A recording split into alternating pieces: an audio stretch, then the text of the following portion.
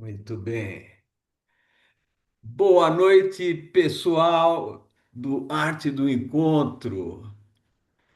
Hoje nós vamos ter uma apresentação, que já faz um bom tempo que ele não aparece, do Roberto Matiello, sobre diálogo com as paredes. Roberto, o que é esse título misterioso aí? Introduz a gente para o assunto, tá bom? Ok, você está com Tá a bom. palavra. Obrigado. Tá, obrigado, boa noite a todos. Obrigado por comparecerem. Eu sei que hoje é um dia meio, talvez não seja dos melhores dias para a gente estar reunido com mais pessoas, por ser fim de feriado. Tem muita gente que está voltando aí de alguns lugares que foi viajar, mas de qualquer maneira, a gravação já garante que eventuais interessados, curiosos, possam assistir quando tiverem mais tempo disponível. Como eu havia dito antes, o tema eu vou falar sobre hieróglifos, né? Esse tinha sido um tema que há muitos anos, sei lá, uns 3 anos atrás, mais ou menos, o Dr. Nelson Lagoa, não sei por que, nós estávamos conversando aqui no grupo e ele falou, ah, fala sobre isso, etc e tal. Não sei, aí não encaixou, tinha outras coisas que eu achava que eram prioritárias, pelo menos estava na minha cabeça mais premente para falar mais rapidamente e eu fui deixando o tema até que finalmente chegou a hora de falar alguma coisa. Evidentemente, hieróglifos é uma coisa que está um pouco demodê, né? Já faz algum tempo que não se escreve mais assim.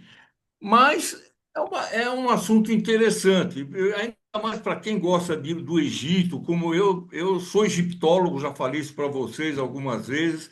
Eu gosto muito do tema e me interessei há tempos atrás, algum bom tempo atrás, pelos hieróglifos, para entender como funcionam os hieróglifos.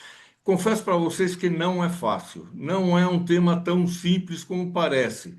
Claro, a gente falando superficialmente é algo tranquilo, mas conhecer realmente é algo que requer a dedicação da vida da gente. Isso eu cheguei à conclusão.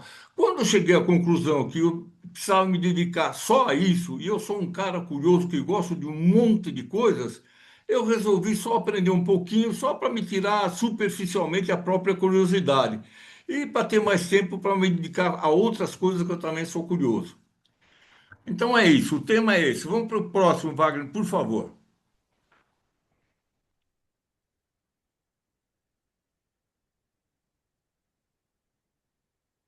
Bom, essa, essa figura é uma figura que mostra um professor, um escriba, né, ensinando aos alunos, o pessoal no Egito Antigo, aqueles que queriam se dedicar a aprender os hieróglifos, a se tornar um futuro conhecedor de hieróglifos, né, eles começavam a estudar a partir dos 8 anos de idade. E para o camarada sair alfabetizado, não é bem alfabetizado, é hieroglifizado, acho que é o termo melhor, né? Para ele saber escrever, durava pelo menos 12 anos. Quer dizer, então um camarada que começava com 8 anos, ele só sabia escrever alguma coisa a partir dos 20 anos de idade. Realmente era um negócio bastante complicado. Mas eram poucas, evidentemente, as pessoas que no Egito Antigo sabiam escrever, sabiam ler e escrever, da ordem de 2 a 3% no máximo dos povos do povo egípcio sabia ler e escrever. Era algo realmente para uma classe especial. É a classe do pessoal que sabia ler e escrever, tá certo? Vamos para o próximo, Wagner.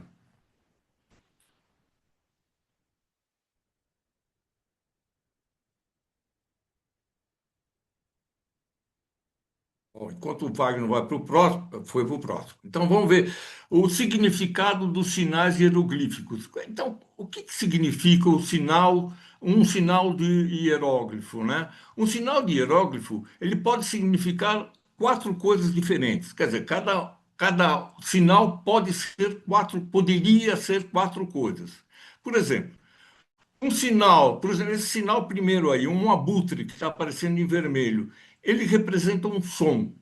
Especificamente, o abutre significa um som parecido com o nosso A, tá certo? Outra coisa que um sinal hieroglifo poderia significar seriam dois sons. Por exemplo, esse espécie de retângulo não fechado, ele significa duas letras, PR, pr, tá certo? Então, o de cima é um som, é um monoliteral, A. O de baixo, PR, pr. Poderia também, os hieróglifos, um sinal hieroglífico, significar três letras. Esse sinal que aparece, essa cruzinha, é um sinal bastante conhecido, é o ANK.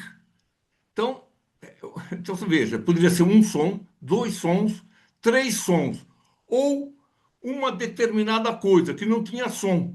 Por exemplo, essa quarta figurinha que aparece aí em vermelho, ela é uma vela, uma vela de barco, tá certo? Quer dizer, não parece, mas eles queriam representar uma vela de barco. E ela não tinha o som. Era um ideograma, ideograma. Quando aparecia isso, queria dizer que aquilo que estava sendo escrito tinha algo a ver com vento, ar, respiração, coisas assim. Moral da história, simplificando e unificando as ideias. Um sinal hieroglífico podia ser um som, dois sons, três sons ou ser uma ideia, um sinal que representa uma ideia. Para vocês terem noção, no Egito Antigo, logo que começou a escrita hieroglífica, isso mais ou menos há 3.000 anos antes de Cristo, ou seja, 5.000 anos atrás, quando foi no começo, havia cerca de 700 sinais diferentes. Então, evidentemente, imagina, nós que somos alfabetizados, demoramos 4 anos para nos alfabetizarmos, com 23 símbolos, imagina eles com 700 sinais, sinais diferentes. Isso, ao longo do tempo, foi aumentando. Em épocas posteriores, esses sinais quase que dobraram. Teve uma época que no Egito havia cerca de 1.300 sinais diferentes para representar coisas diferentes, sons diferentes, ideias diferentes. Nós vamos ver isso daqui para frente. Vamos para o próximo, por favor, Wagner.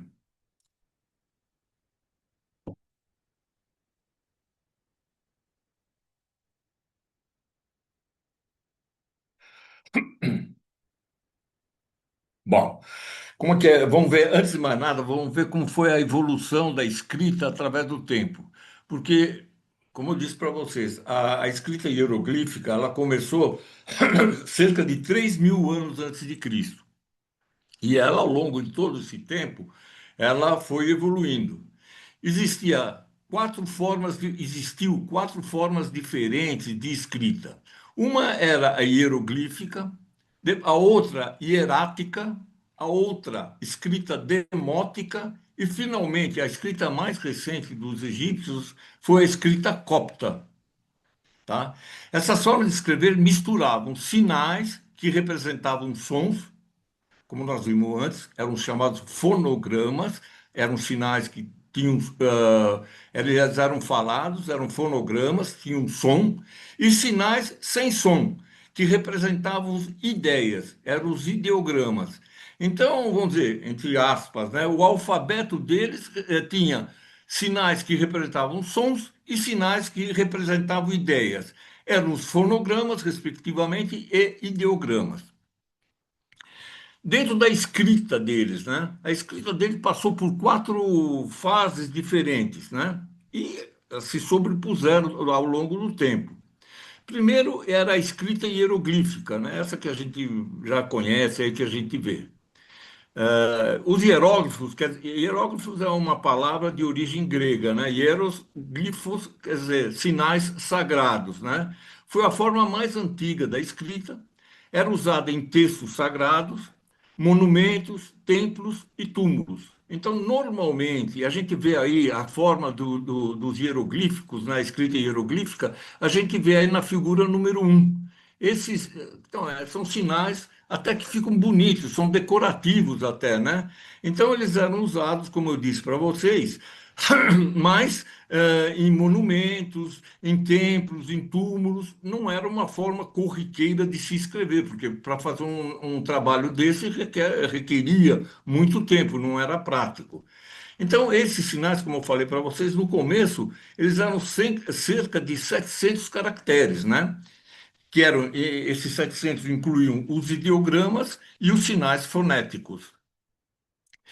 A segunda forma deles escreverem é a escrita hierática, também vem do grego, hierático vem do grego que quer dizer sacerdotal, tá certo? Era uma forma mais cursiva. Vocês podem ver essa forma hierática de escrever nessa figura aí embaixo, na figura número 2.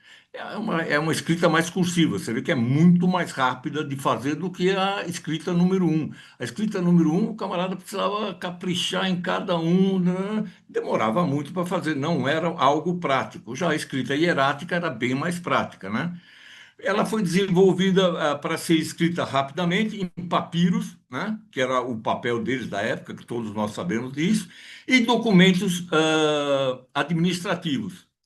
Era o estilo principal usado pelos escribas. Normalmente, o escriba não era um cara que ficava esculpindo as letras na parede, né? O escriba mostrava para o artista, né, como ele devia esculpir as palavras, mas não era ele normalmente, não eram os escribas que esculpiam a forma dos hieróglifos nas paredes, nos monumentos. Agora, os escribas escreviam basicamente em cacos de cerâmica e no papel deles, tá certo? A gente vê na figura número 2 o exemplo de escrita hierática. Então, vocês estão vendo que a escrita hierática, ela normalmente era feita em duas cores, o preto e o vermelho. E por que isso? É porque eles escreviam a coisa tudo em sequência. Eles não tinham ponto, parágrafo, etc, etc e tal. Quando acabava um assunto, um tema, como a gente iria fazer um parágrafo, eles mudavam a cor. Então, se eles estavam escrevendo em preto, acabou aquele tema, aquele assunto passava para outra coisa, eles escreviam em vermelho. Terminado aquilo, ia para o preto e assim por diante. Então, normalmente, essa escrita hierática que é a escrita que se encontra normalmente nos papiros, até hoje, os papiros que são descobertos, normalmente eles são descobertos com essas tintas de duas cores. E essas duas cores geralmente eram o preto e o vermelho. Vamos para o próximo, Wagner, por favor.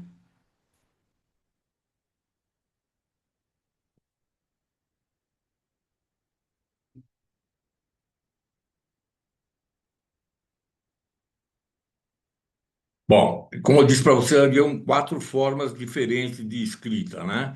Então, nós já vimos as duas primeiras. A terceira era a escrita demótica, também vem do grego demos, que é democracia, é algo que significa popular, era uma escrita popular. Então, a gente vê o exemplo da escrita demótica nessa figura aí que está no número 3. Você vê que é muito mais simplificado do que os dois primeiros casos de escrita, né? Ela, a escrita foi desenvolvida por volta do século 8 a.C. Era uma forma ainda mais rápida e simplificada e popular do que a escrita hierática, tá vendo? Então era mais rápida. Então a ideia era fazer escrever rapidamente, não demorar tanto para se escrever, né? Foi usada em documentos cotidianos, comerciais, obras literárias, porque vocês talvez saibam, ou não sei, os egípcios antigos escreviam histórias. Existem, não vou dizer livro, porque não é como livro, mas existia uma série de textos que relatavam histórias, contos do Antigo Egito, né? E eles normalmente, quando escreviam isso, eles escreviam com a escrita demótica, que é essa escrita mais rápida para ser produzida. E, finalmente, o último tipo de escrita, é uma escrita mais recente, é a escrita copta, né? Foi a última fase da escrita egípcia, foi desenvolvida por volta do século I depois de Cristo. Então, na realidade, ela foi usada no Egito, mas aí já não existiam mais faraós. A cultura egípcia já tinha terminado. Essa escrita copta foi muito influenciada pelo alfabeto grego e pelo alfabeto romano, tá certo? Então, na figura número 4 a gente vê como que é a forma da escrita copta. Ela, como está aí, ó, ela utilizava o alfabeto grego complementado por 6 ou 7 caracteres derivados da escrita demótica, que era anterior. O copta foi a primeira escrita alfabética de egípcia, né? Ela tinha 32 caracteres.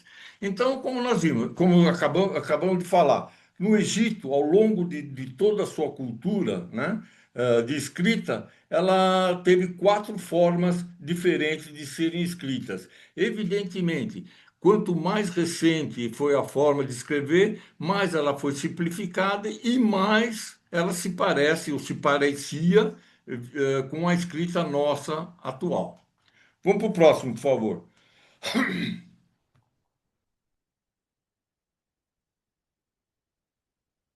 Bom, então só para vocês terem uma ideia em termos de épocas, como é que isso funcionou?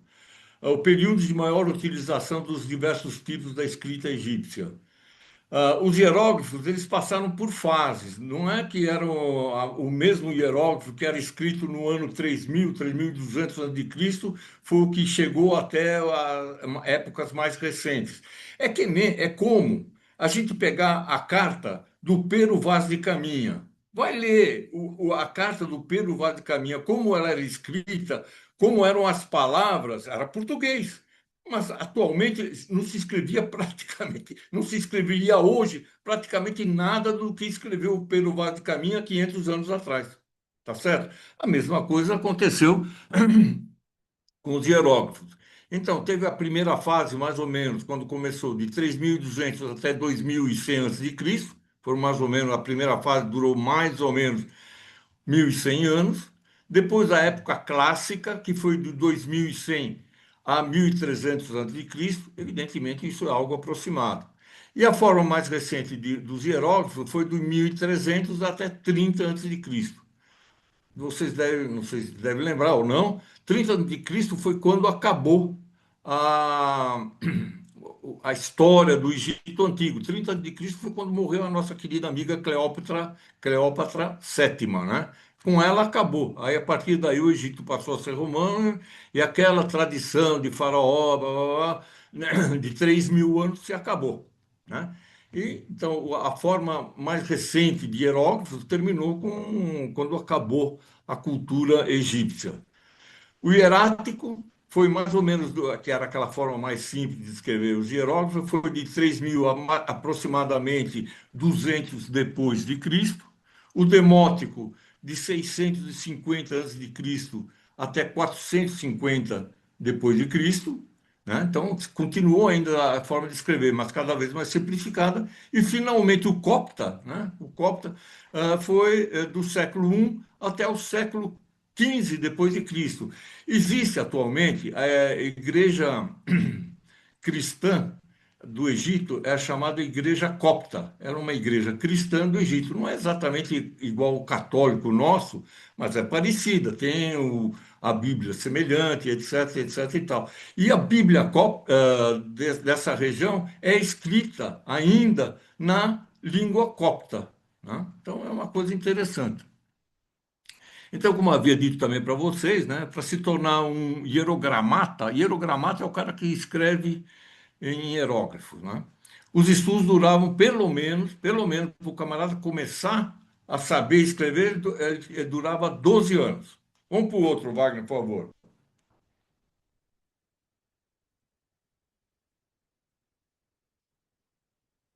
Essa é uma figura só para mostrar exatamente aquilo que nós acabamos de falar, né? A evolução da grafia egípcia através do tempo. Então, a gente vê nesse quadro número 1 a evolução como eram os hieróglifos de 2.700 até antes de Cristo até 100 antes de Cristo. Então, a forma deles foi variando, foi se modificando os hieróglifos, o hierático e o demótico. A gente vê aí, por esse exemplo, a gente vê que a figura inicial e final é a mesma coisa, teria o mesmo som, o mesmo significado, mas a forma de ser representado é uma forma muito mais simples. Então, ao longo do tempo, a escrita, a grafia foi sendo simplificada, tá certo? Então, aí a gente vê a evolução dos sinais da escrita.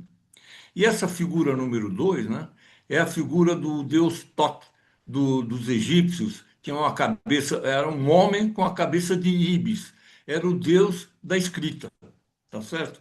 Então, Tot, escrito aí nos nossos caracteres, e o deus Tot escrito em hieróglifo. A gente vê aí embaixo, né? Tem essas, embaixo dessa setinha negra aí, a gente vê como que eles escreviam Tot, tá? Vamos para o outro, por favor.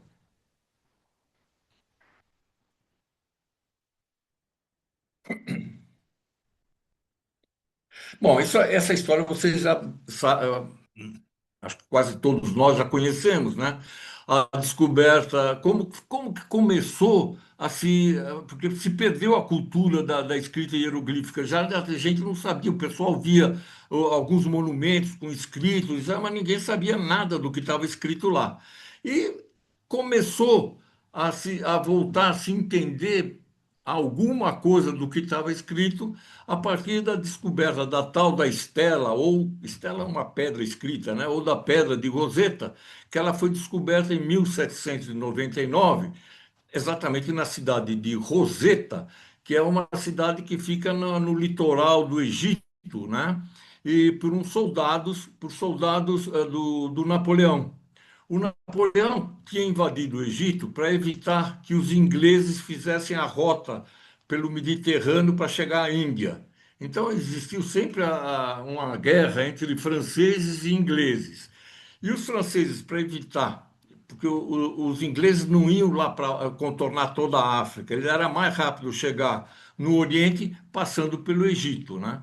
Então, para cortar essa rota, o Napoleão Bonaparte ele chegou e tomou conta do Egito. E aí começou uma guerra dos ingleses contra os franceses no Egito. Quando os franceses estavam montando um forte, né, uma fortaleza, essa que aparece aí na figura número 2, Fortaleza de White Bay, né? Os franceses procuraram pedra para construir as muralhas, e uma dessas pedras que eles já acharam, que eles estavam procurando para fazer a fortaleza, foi a tal da pedra de Roseta, que é essa pedra que a gente vê aí na figura número 3. Quem achou, né, quem era o comandante da tropa francesa, né, era um tal de Pierre-François Bouchard. Ele era o camarada, né, era o oficial de engenharia que estava fazendo a construção desses muros, dessa fortaleza. Então, através dessa, sei lá, casualmente eles descobriram uma pedra que era a tal da pedra de Roseta, né? De Roseta, por causa, como eu disse, por causa do lugar. E ela tinha, como a gente já sabe, né? Ela era uma pedra que estava escrita com três formas diferentes de escrita. Estava escrito a mesma coisa em três formas diferentes de se escrever. Estava escrito em hieróglifo, clássico, em demótico, também, e em grego. Só que essa pedra, como a gente vê aí nessa figura número 3, né? Essa pedra, pô, hieróglifo só tinha 14 linhas meio quebrada, né? Não era uma pedra inteira. Então, e em demótico tinha 32 linhas e em grego, grego antigo, evidentemente, tinha 54 linhas. O grego, por que que acharam algo em grego no Egito? É porque a última dinastia, desde mais ou menos, estou chutando, 320 a.C. até 30 a.C., era o pessoal, os Ptolomeus, que eram, o Ptolomeu I era um general do Alexandre, né? Que o Alexandre Magno, Alexandre Grande, ele tomou conta do Egito e quando ele morreu, ele dividiu o reino dele em quatro partes e em quatro partes, uma para cada general dele, e para um general chamado Ptolomeu, ele deixou o Egito.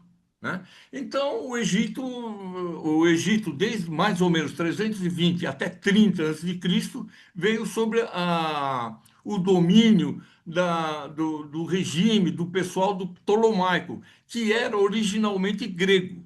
Por isso que o grego também foi falado na última fase do Império egípcio, o grego também era falado pelo pessoal nobre, pessoal mais culto, tá certo?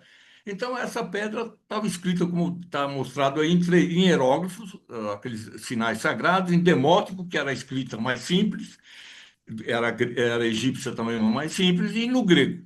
Tá? Vamos para o próximo, por favor.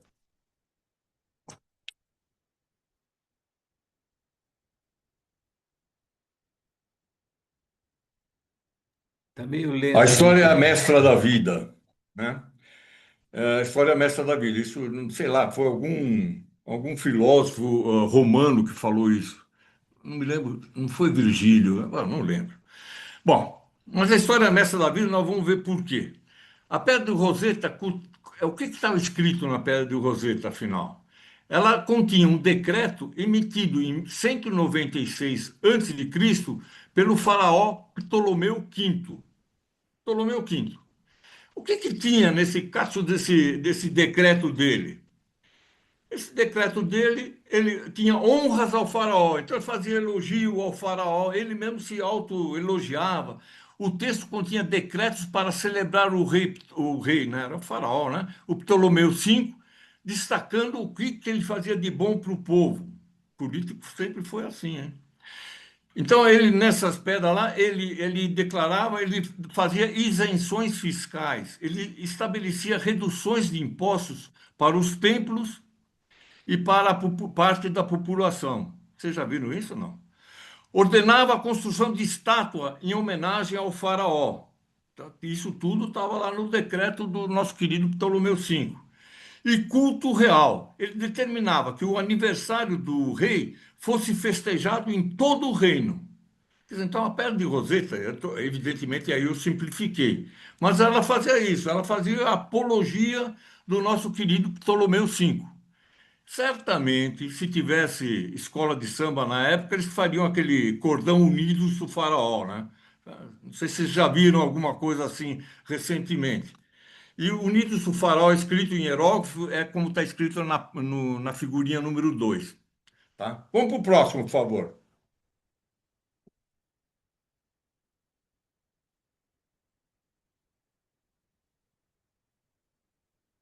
Esse aí é o nosso querido Jean-François Champollion. Ele e os hieróglifos, né? Bom, essa historinha, vou falar rápido, porque você já sabe. Mas o Champollion, que viveu durante 42 anos, ele foi um filólogo, ele era um cara cobra, historiador e orientalista francês, considerado o pai da egiptologia, do estudo do Egito, né, das coisas do Egito. O Champollion, ele tinha um profundo conhecimento de línguas antigas. Ele dominava o hebraico, o árabe, o aramaico e o copta. Lembra que o copta também era falado lá no Egito? Seu grande feito ocorreu em 1822. Enquanto aqui o Dom Pedro I dava o grito, ele começou a decifrar os hieróglifos egípcios. Foi na mesma época. Quer dizer, a chave, por isso que a Pedra de Roseta é famosa, né? Porque a chave para a descoberta de o que significava aquilo foi o estudo da tal da Pedra de Roseta, que fazia o mesmo texto em grego, como eu falei para vocês antes, demótico e hierógrafo. Então, ele estudando, como ele conhecia bastante o grego, pô, ele foi olhando o grego e foi olhando em cima, e foi comparando coisas com coisas, né? Champollion percebeu que os hieróglifos combinavam valores fonéticos, ou seja, sons, e simbólicos, ou seja, tinha alguma coisa, né, algum símbolo que era um som e símbolos que representava realmente alguma coisa, um homem, um sol, um Deus, coisas assim. Isso ele notou, mas ele foi estudando. O conhecimento do copta, língua derivada do egípcio antigo, foi decisivo, como ele conhecia o copta, foi decisivo para a interpretação da Pedra de Roseta, né? Ele conhecia o copta e conhecia o grego, pô, para ele foi uma mão na roda.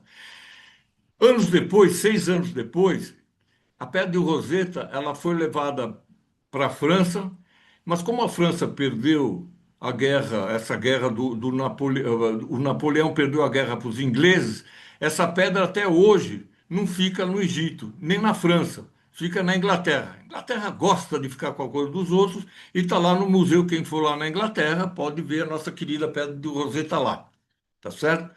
Em 1828, o Champollion, ele não fazia parte da equipe do Napoleão. Ele era um francês que ficou lá na França. Mas ele, quando recebeu cópia da pedra, ele começou a estudar.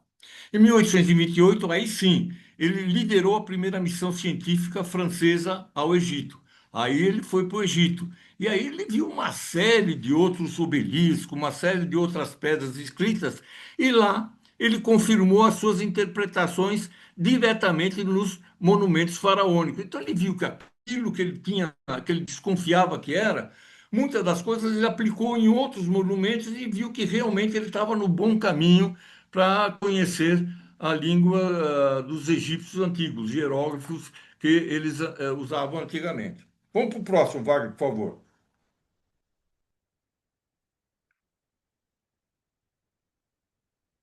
Bom, então só para vocês terem a ideia, essa moeda aí é uma moeda que foi encontrada não sei quando, ela representava a Cleópatra I. Repito, a Cleópatra que mostra no cinema que nem me lembro quem foi uma artista inglesa, né? Elizabeth Aquela foi Taylor. Elizabeth Taylor, exatamente. A Elizabeth Taylor não Elizabeth. era a Cleópatra Taylor. A Elizabeth Taylor foi a Cleópatra sétima, tá? Só para vocês saberem, tá? Mas essa moeda aí era da mulher do faraó que fez aquele elogio a si mesmo, né? Era Cleópatra I. O nome dela também estava escrito na Pedra de Roseta, por isso que ela apareceu aí, eu pus essa moeda aí. A Pedra de Roseta é uma estela com três versões, como eu falei para vocês, inscritas em um decreto emitido em 196 a.C., durante a dinastia Ptolomaica do Egito, em nome do faraó Ptolomeu V, onde constava também o nome de sua esposa Cleópatra I. A gente vê aí no número 2, na figura número 2, a gente vê como estava escrito o nome de Ptolomeu. Ptolomeu. Então, embaixo tem o alfabeto nosso, né, latino nosso, e em cima tá as figuras correspondentes aos sons, né? O P parece um quadrado, o T parece uma semicircunferência, o O parece uma forca, o L um leão. Diga-se de passagem, esse L, é uma letra recente vamos chamar assim, do alfabeto hieroglífico. Os egípcios antigos não tinham essa letra L. Ela apareceu só durante a época ptolomaica. Na figura número 3 a gente vê o nome de Cleópatra. E na figura número 4 a gente vê o escrito na pedra de Roseta o nome de Ptolomeu em grego, em demótico e em hieróglifo, tá certo? Foi a partir de comparações dessas letras, né, que o nosso querido amigo Champollion começou a desconfiar o que significava cada coisa, qual era o som de cada coisa que era ali. Evidentemente foi pouco, mas foi o começo. Vamos para o próximo, por favor.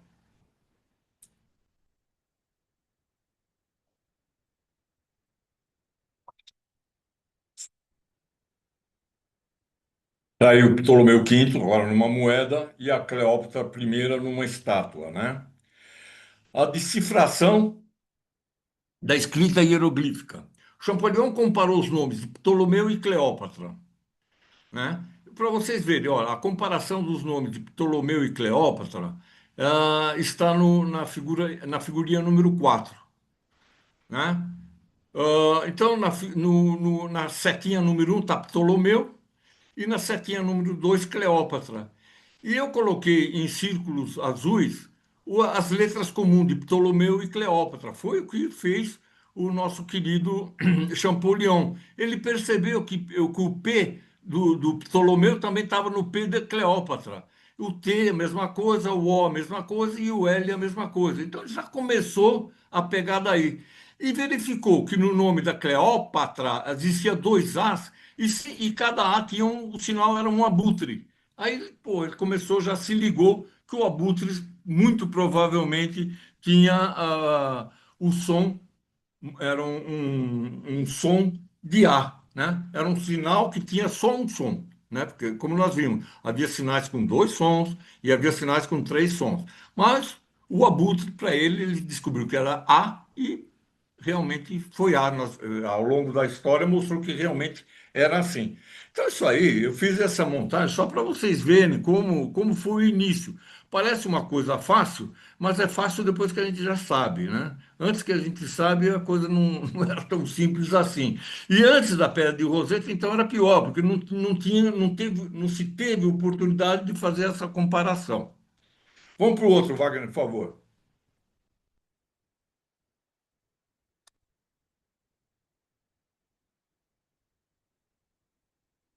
Bom, aí só para vocês, rapidamente, só para vocês terem uma ideia dos fonogramas monoliterais, ou seja, o que cada figurinha, cada bichinho, cada desenhinho significa. Então, um abutre é A, um braço era um A mais forte, o junco era um I, um Y, a codorna eles descobriram que era um parecido com o W, e assim por diante. Está aí os principais sons monoliterais, tá certo? Monoliterais, quer dizer, uma figura representa apenas um som.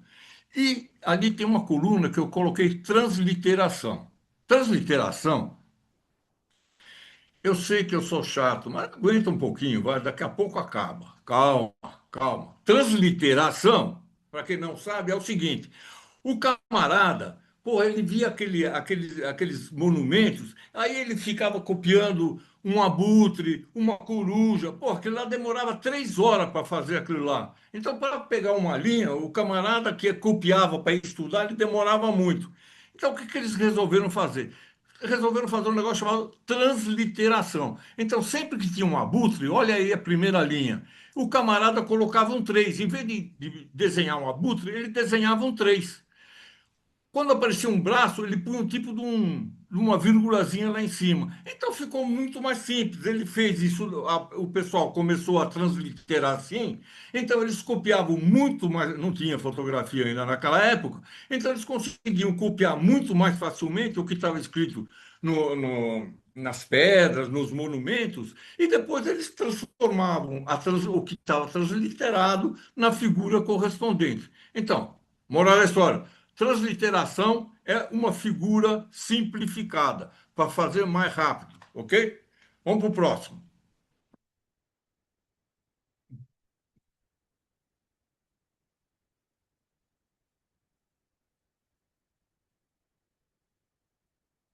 Bom, então veja aí. Como eu falei para vocês, existiam sinais que representavam apenas um som, mas existiam sinais que representavam dois sons. Dá uma olhada aí, no que está em vermelho aí. Uma casinha, quer dizer, esse retângulo não fechado, representavam dois sons. O sinal PR, prr, uma ferramentazinha aí significava MR, um trono ST, um cesto NB, uns chifres K. Então, isso através de todos os estudos que foram sendo feitos, não foi uma coisa imediata, foi uma coisa que foi sendo estudada. Então, para mostrar para vocês que existiam figurinhas em hieróglifo que representavam dois sons, tá certo? E no que está em preto, figurinhas que representavam três sons. Por exemplo, esse escaravelho, sei lá como fala, o som é Kepler. E foi transliterado por um H com um sinalzinho embaixo, PR. Uma Cruz da Vida, ANC, com um N, um apóstrofo e um H. Então, eles foram descobrindo ao longo do tempo, mais ou menos, qual seria o som de cada um daqueles sinais. Por exemplo, aquele coração com uma traqueia, Nefer. Nefer em egípcio quer dizer bonito. Nefertiti é famosa, né? Quer dizer, a Bela chegou. Nefertiti. Titi é chegar. E Nefer é bonito. A Bela chegou. Bom, mas isso é a segunda, a segunda parte da apresentação, mas não vai ter essa segunda parte. Vamos para frente.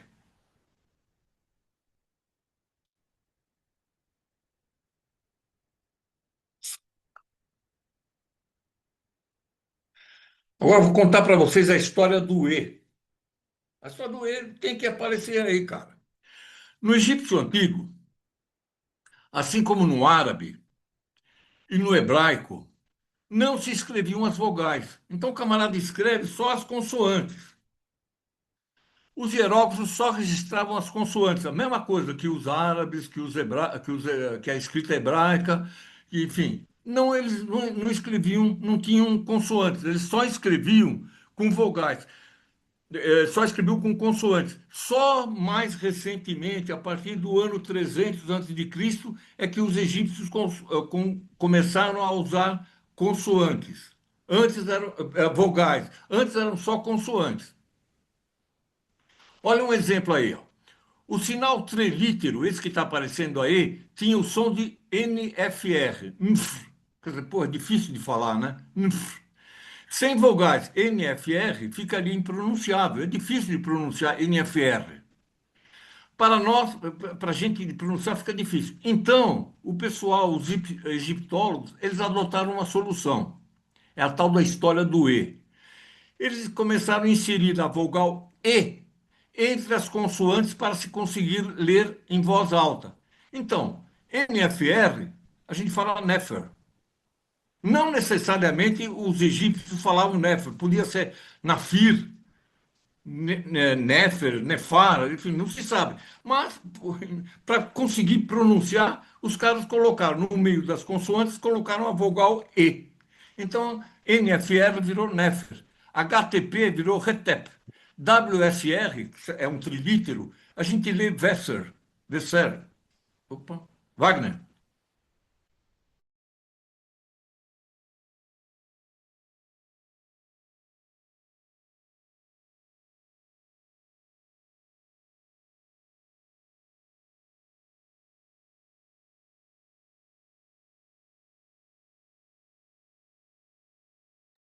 O Roberto caiu? Parece que congelou. É, congelou. De vez em quando eu tenho congelamento, mas É, é de vez em quando só. bom, vou ligar para ele. Deve ter caído dentro de alguma pirâmide.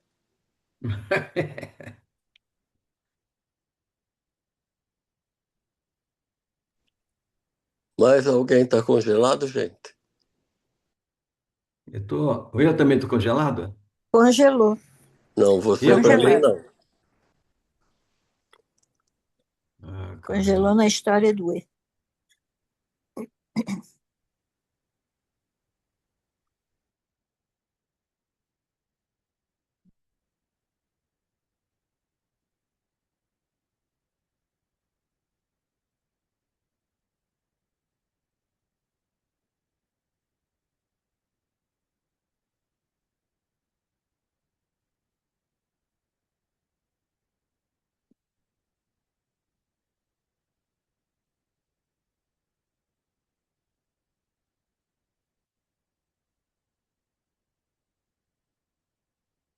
Acho que não podemos ajudar em nada, né, Wagner? Vamos ver. Estou acertando para ele fazer o compartilhamento. Talvez seja do meu lado aqui que está um problema. Desculpe aí, gente. Imagina, que a gente não pode ajudar em nada, né? É, Ele não há está o que fazer, tentando é reentrar. aguardar. Ele Estamos está É. tentando torcendo por entrar. você, Wagner. O Roberto pediu um minuto para ver se para ele tentar entrar de volta. Vamos ver. Ele Eu está só falando tenho aqui no meu medo, ouvido. só tenho medo que seja uma dessas maldições dos É, faraós, viu?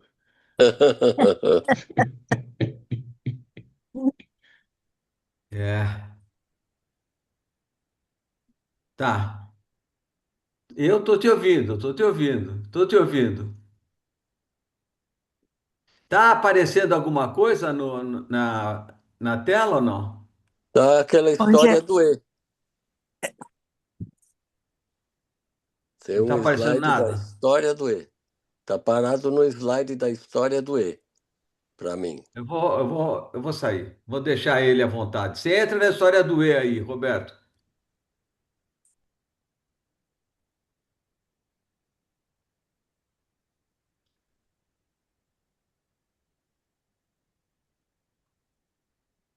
Aí, agora põe formato de apresentação. Põe naquele livrinho do lado do cálice.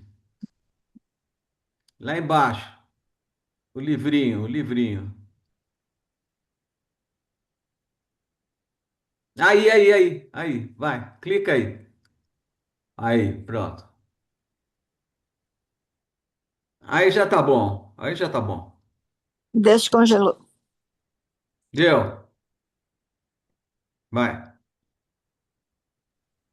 Tá aparecendo. Pode seguir. Eu não ouço, Roberto. Você tá no mudo ou Você não? está no mudo, Roberto. Você tá no Você está no mudo. mudo. Só eu que ouço porque você tá no meu ouvido, eu tô através do celular. Ainda bem que você pegou reforço aí.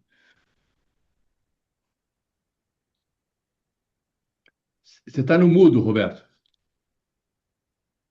E onde foi? Pronto. Roberto, você tá no mudo.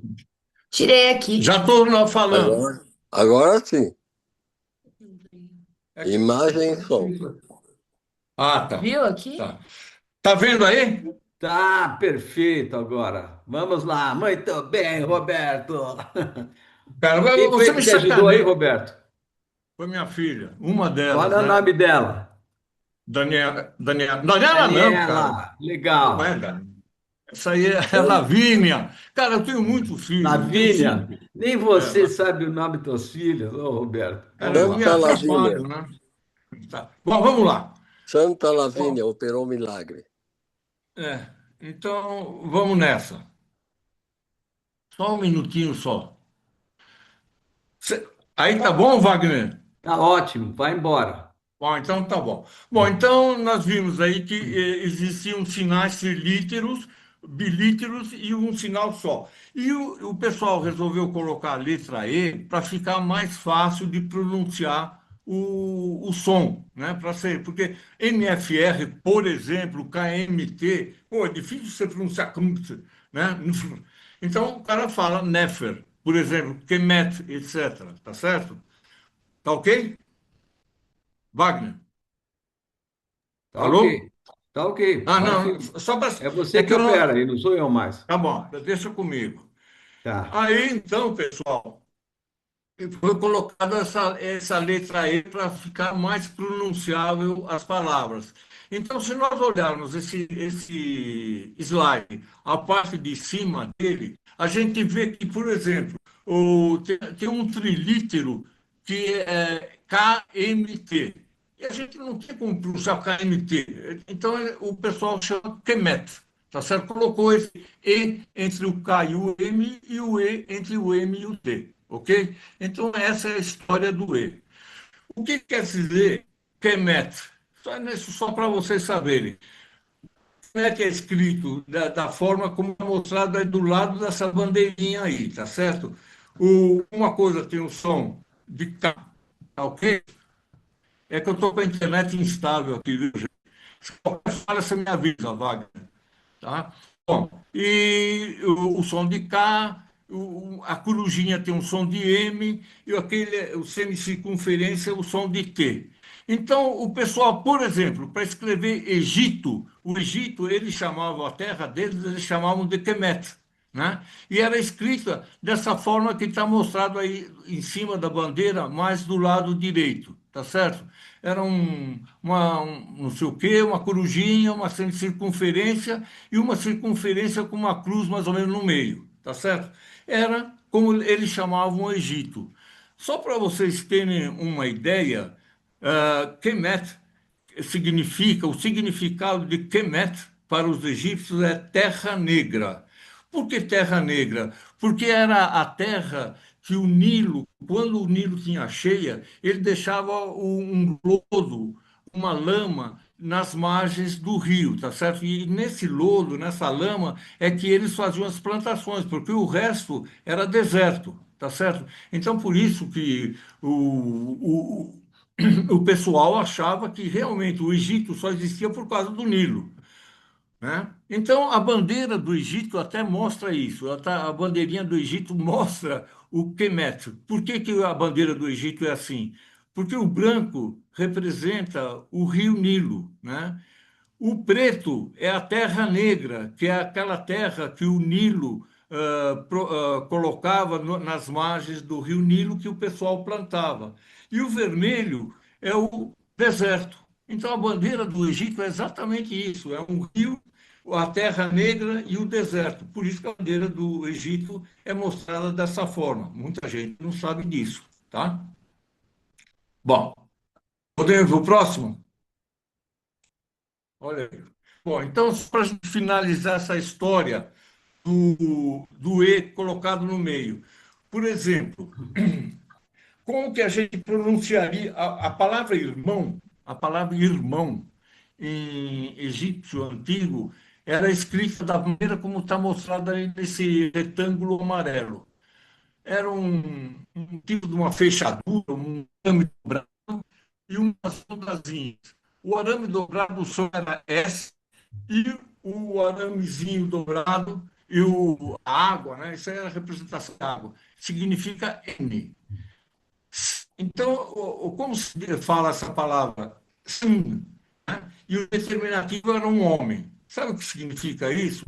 Significa irmão. A gente pronuncia sen, a gente coloca um E, tal do E auxiliar no meio de duas consoantes.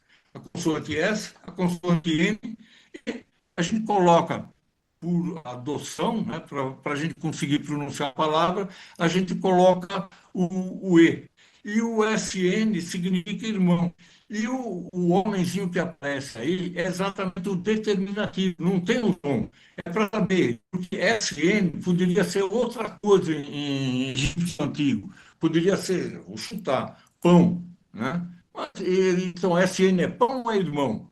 Né? Existem muitas palavras que têm as mesmas, em português, em qualquer língua, muitas palavras que têm as mesmas consoantes, mas as vogais são diferentes. Mas na hora de escrever, pô, escreve-se, quando não usa as vogais, escreve-se da mesma maneira. Então, para saber quando é uma coisa e quando é outra, coloca-se um determinativo.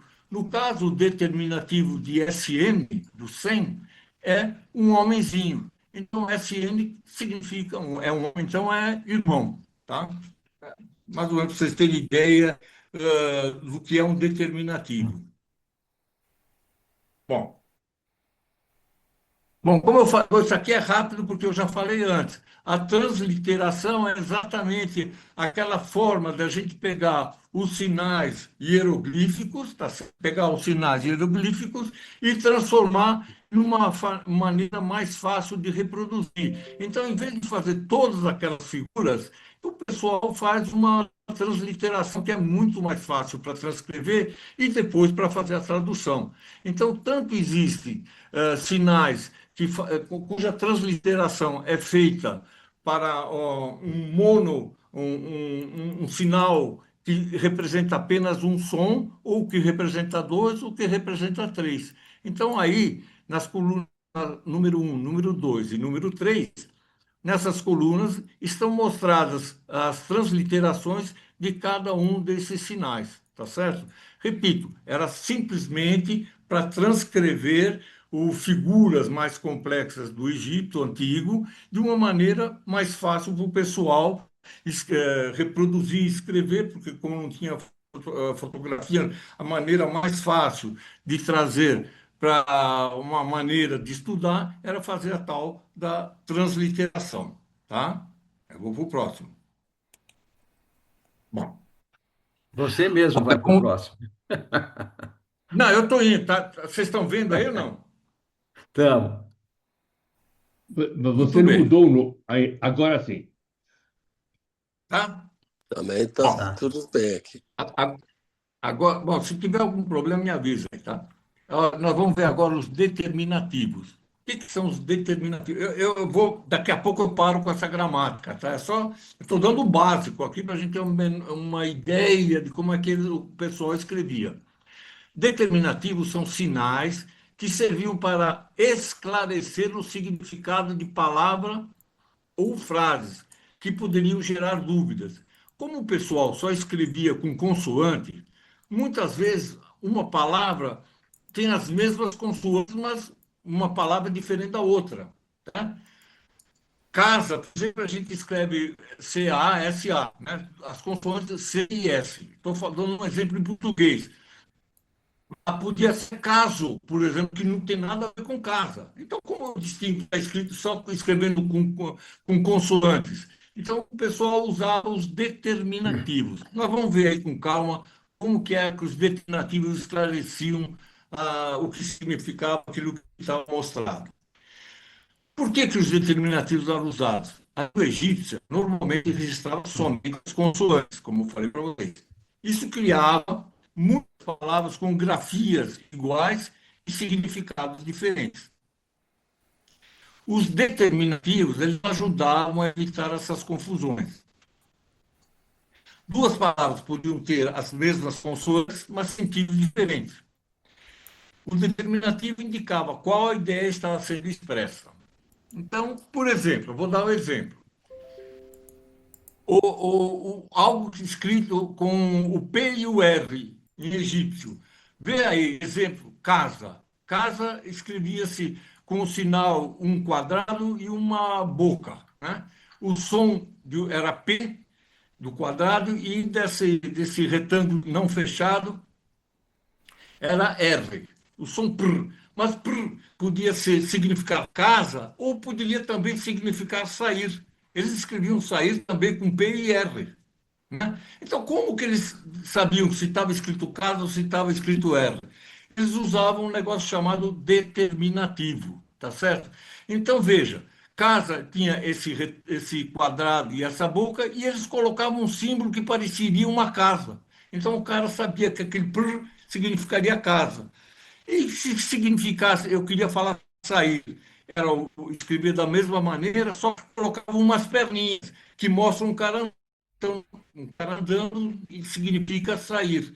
Então, essa era a função dos tais dos determinativos. Você vê que não é muito fácil estudar hieróglifos, né? Não é à toa que eles demoravam tanto tempo.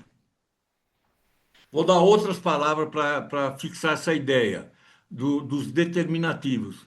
Outros exemplos de palavras com as mesmas consoantes, mas sentidos diferentes, que só eram entendidas graças à utilização dos determinativos. Determinativos são sinais mudos, né? Só para entender o significado.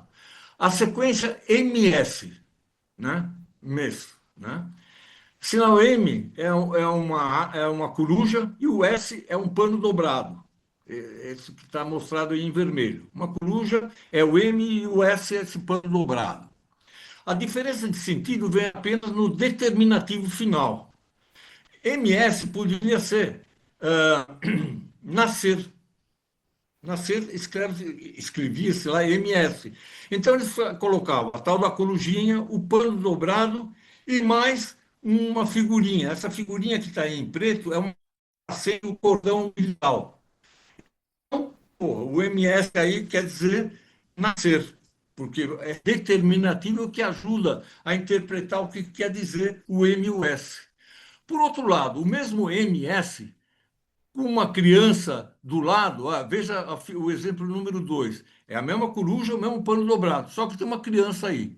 Então é MS, e o determinativo de criança, isso aí significa MS, o cara queria escrever filho, ou criança, ou menino. Tá? Então você vê, mesmos consoantes, mas com sentidos diferentes. Mesma consoante poderia ser nascer, dar à luz, ou criança, escrevesse da mesma maneira. A única coisa que era diferente é o determinativo. MS também é tecido, né? Então veja, olha aí, uma coruja, MS, e tem mais um pano, né? Ali uma figurinha que representava um pano dobrado, MS, e o determinativo de um tecido dobrado. Então isso queria dizer pano, linho, tecido e assim por diante. Então o determinativo é que conseguia ajudar a entender o que aquelas consoantes queriam dizer, ok? Bom, agora aqui eu vou já. Vamos facilitar a história aqui, só para ficar mais fácil. Olha, por exemplo, o uso de um determinativo. Isso aí é exemplo de um determinativo. É uma coruja, um nó e sei lá, uma corda dobrada aí. MSH, são as consoantes MSH. Mas MSH, se o camarada colocasse um jacaré lá no fim, esse MSH significava para eles crocodilo, que podia ser escrito dessa maneira que está aí na figura número 1 ou na número 2. É o mesmo crocodilo, só que escrito de uma maneira diferente. Assim, a disposição dos sinais é uma disposição diferente. Mas dá uma olhada.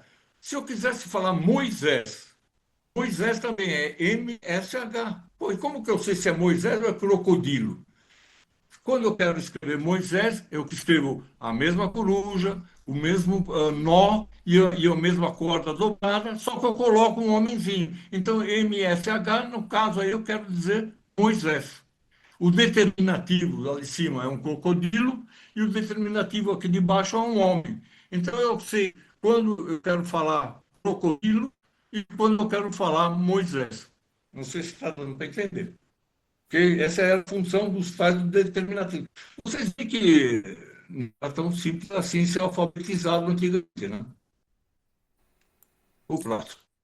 Bom, aqui são exemplos que eu peguei, né, de exemplos de sinais determinativos. Então, nessa figura número um, né, tem um determinativo que quer dizer homem, pessoa, mulher, gente, humanidade, jovem, criança, velho, etc, etc e tal, tá certo?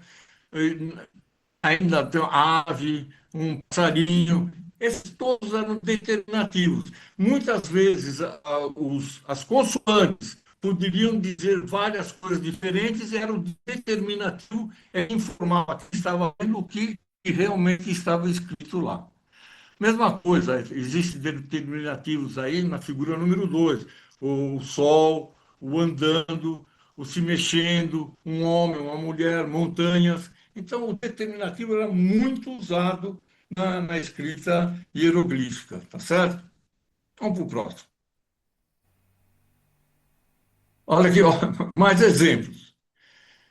Ah, olha aqui, né, embaixo dessa figura número um, né? Existe uma mão, um quadrado e uma montanhazinha e uma cidade aqui. The Pet, quer dizer cidade. Mesma coisa, como que eu sei que é uma cidade? Porque isso daqui, para eles, era um determinativo representando uma cidade, um conjunto de casas. Esse daqui é um homem, esse daqui é uma língua. Eles escreviam DPT, que poderia significar sabor. Como eu sei se era sabor ou se era cidade? Pelo determinativo. Esse determinativo aqui me dizia se essas letras anteriores significava ou cidade ou um sabor. Tá? Era escrito da mesma maneira, só que o determinativo que informava o que era. Olha aqui, outra coisa escrita com as mesmas letras, os mesmos sinais, só que significa barco. Ele colocava um barquinho aqui no fim. Se era ele colocava um tracinho. Se ele queria dizer barcos, ele colocava mais de um sinal embaixo. Vai que tá fácil. Olha aqui, outro exemplo muito tranquilo para a gente entender. Paula, Paulo, Dom Paulo, São Paulo, cidade de São Paulo. Pô, como que eles escreviam? Olha, Paula, olha como eles escreviam. Com esse quadradinho, um abutre, um pintinho, um leão e outro pintinho. Só que eles colocavam a figura de uma mulher atrás. Então, aí eles já entendiam que isso daqui significava Paula, era o nome de uma mulher. Como que sabiam que era Paulo e não Paulo? Olha, era escrito da mesma forma, está escrito da mesma forma. Veja aí, essa primeira linha igual à segunda linha, igual à terceira, igual à quarta, igual à quinta. Só que com significados diferentes. Paula, Paulo, Dom Paulo, São Paulo, cidade de São Paulo. O determinativo queria dizer, aqui o determinativo era uma mulher, aqui é um homem, aqui era um nobre, um camarada sentado num trono, numa cadeira, aqui é um santo, por isso que é São Paulo, era um deus, né? Olha aqui, essa barbinha aqui significa que era um faraó ou era um deus, e cidade de São Paulo, olha, era um deus e uma cidade. Tudo escrito igual, o determinativo é que dava o significado daquilo que vinha antes. Ok? A imagem sumiu para mim. Não entendi. A imagem sumiu para mim. A Sumiu para sua. sumiu para todo mundo? Vê se para os outros. Será Não, que não. sumiu? Não, eu estou assistindo, eu estou vendo. Agora é o Nelson. É, ô Você Nelson, mudou? Tá. É, Eu eu fiz a coisa não, por, eu eu não fiz a vi a coisa Botaram os por prancha. você. exemplos? É a prancha, é. Bom, Bom, vamos se para o sou próximo só aqui. eu me viro, eu dou um jeito É só aqui. você. Agora Segue apareceu. aí. Bom, então vai. Ideogramas Obrigado. e determinativos. O que que diferencia um ideograma de um determinativo? Nada mais é que um traço. Como eu sei que é um ideograma ou é um determinativo? Ó, no Xerox, o que diferencia um ideograma de determinativo é a presença, está em vermelho aqui, presença de um pequeno sinalzinho extra, é esse sinalzinho aqui, um pauzinho aqui, ó. Lembrando, ideograma o que que é? É um desenho que representa a própria coisa. A mesma coisa é um ideograma. E um determinativo é um desenho que não é lido em voz alta, serve apenas para explicar o sentido da coisa. É aquele tal do carazinho, aquele tal do homem-estado, aquele tal do Deus, etc. e tal, a cidade. Quando a figura era usada como ideograma, os egípcios colocavam um pequeno traço vertical ao lado ou embaixo do desenho. Então, se tivesse aqui, ó, olhando aqui nessa coluna, nessa segunda coluna, se tivesse esse tracinho aqui, significa que é um ideograma, tá certo? E não um determinativo. Bom, então, olha, homem sentado sem tracinho é um determinativo. E o homem sentado com um tracinho é um ideograma. Vamos para frente. Eu sei que está complicando. Olha, para parar com essa confusão, eu fiz uma síntese para acabar com tudo. É só decorar esse slide aí. Os hieróglifos podiam ter três funções. Então, Ele um não, hieróglifo, não, o cara, não o cara, mexeu. hein? Você está em qual slide? Todo mundo escrito assim, sim.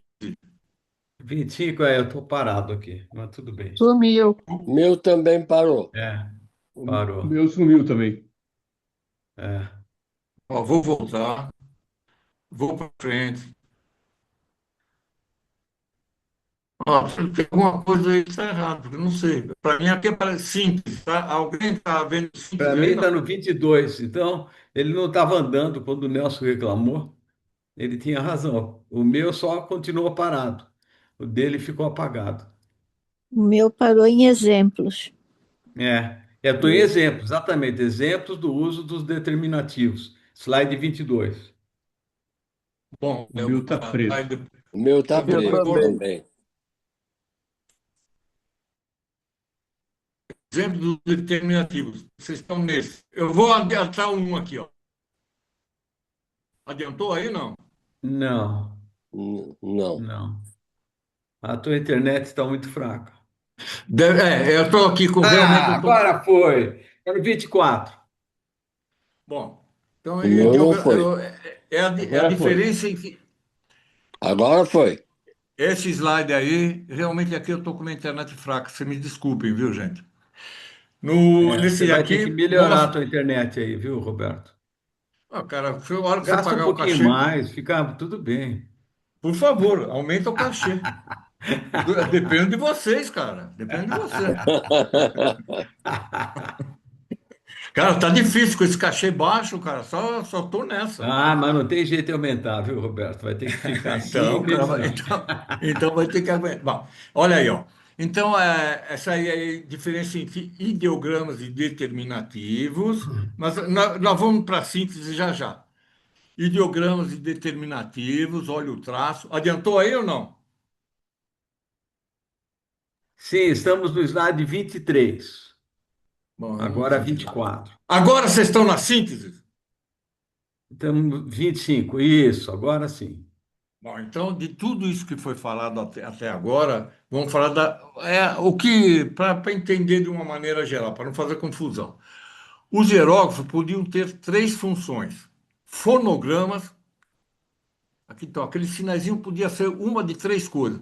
Fonograma, que era um som, representava um som, então aquela figura representava um som, ou dois sons, ou três sons, né? Podia ser um som, dois ou três, né? Podia ser um ideograma que representava a própria coisa. Eram lidos em voz alta. Então, um ideograma, por exemplo, aparecia um sol. O cara lia sol, porque era o ideograma, você lê aquilo que você vê. Tá? Então, se tem um sol com um pauzinho do lado, você leia sol. Estou falando sol, como pode ser um homenzinho com um tracinho do lado, é o homem, uma mulher com um tracinho do lado é uma mulher, e assim por diante. E determinativos indica o significado geral da palavra, mas não eram lidos em voz alta. Então, quando uma palavra tinha as mesmas consoantes e podia dar dúvida o que era uma coisa ou outra, porque eram as mesmas consoantes, você colocava um determinativo do lado. E aí o determinativo te ajudava a saber o que aquelas consoantes significavam. Ok? Passou para o próximo? Passou? Passou. Ok. Então, aí, ó. Como é que eles escreviam? Então, essa é a disposição da escrita em quadrados pelos escribas. Os escribas eles usavam para fazer, tanto em paredes como em papel, em papiro e coisas assim, eles usavam pequenos quadradinhos e colocavam, nesses quadradinhos, eles podiam colocar uma figura, como está mostrado na primeira linha. Olha, um quadradinho está uma figura de um homem, de uma coruja, de um pássaro, de um boi. Esse mesmo quadradinho, eles podiam colocar duas figuras na horizontal. Tá vendo? Essa segunda. Ou, nesse mesmo quadradinho, eles poderiam usar dois símbolos na vertical. Essa linha número 3. E, finalmente, uma quarta maneira de representar a escrita deles era usando um quadradinho e colocar nesse quadradinho quatro símbolos. Então, eles podiam colocar um símbolo, dois símbolos na horizontal ou na vertical, ou quatro símbolos. Então, a maneira pela qual os escribas representavam os hieróglifos era exatamente dessa maneira. Podia ser intercalado, podia, na mesma palavra, na mesma frase, eles podiam usar um quadrado com uma figura só, ou com duas figuras, ou até mesmo com quatro figuras, tá certo? Essa era a maneira como eles escreviam. Eles não só se preocupavam em escrever, mas eles também se preocupavam com o aspecto geral da escrita. Então, nesse slide, não sei se vocês estão vendo, arte e texto juntos. Passou aí, Wagner? Wagner, Sim, sim, sim. tá? Então, aí, ó.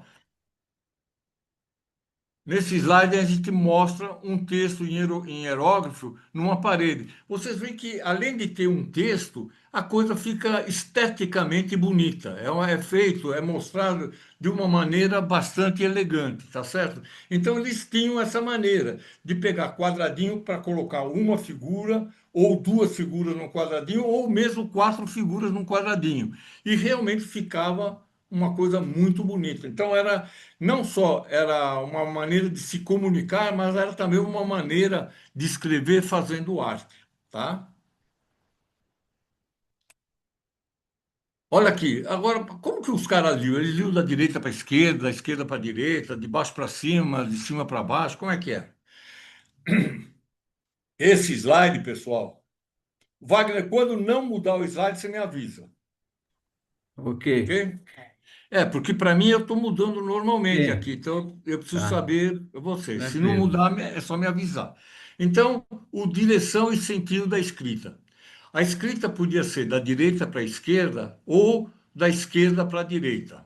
Então, repare aí, nesse retângulo amarelo está escrito da esquerda para a direita. Tem uma palavra que eu informo para vocês, é uma informação, ela está escrita da esquerda para a direita, como nós escrevemos as nossas palavras.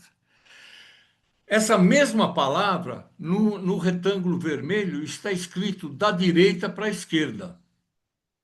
Como que eu sei? Como que eu leio? Como que eu sei se eu começo da esquerda para a direita ou da direita para a esquerda? Então é o seguinte: a leitura na horizontal, ela sempre começa para onde as figuras estão olhando. Então repara que a cobra, nessa número um, a cobra está olhando para a esquerda. O pintinho, a coruja, o homem está começando, está todo mundo olhando para a esquerda. Então eu começo a ler da esquerda para a direita. Agora, olha o retângulo vermelho. Está todo mundo olhando para a direita. Então eu começo a ler da direita para a esquerda. Então, moral, aonde estão olhando as figuras é aonde eu começo a leitura. É assim que eles fazem. Muitas vezes eles colocavam uma frase em um sentido e outra frase no outro sentido. Então a pessoa, para saber ler, precisa saber essa dica. Onde os animais, as pessoas, as coisas vivas estão viradas é para o começo da frase. E a gente lê de cima para baixo ou de baixo para cima? A gente sempre lê de cima para baixo. Esse não tem de baixo para cima. Esse a gente sempre lê na coluna de cima para baixo. E na linha, sempre na direção que começa, aonde está virado o ser vivo, tá certo? Entenderam, né? Vamos para o próximo. Olha aqui, mais uma vez, aqui esse slide, não sei se mudou aí para vocês, Sim, mas mudou. esse slide Vai seguir, se não mudar, eu falo. Fica à tá vontade. legal, Wagner, tá legal. Obrigado. Então, esse slide também mostra a direção da leitura. Repara, na figura número um, os seres vivos, né, estão virados para a direita. Então, eu começo a ler da direita para a esquerda. Na número 2, os seres vivos estão virados para a esquerda. Então, eu começo a ler da esquerda para a direita.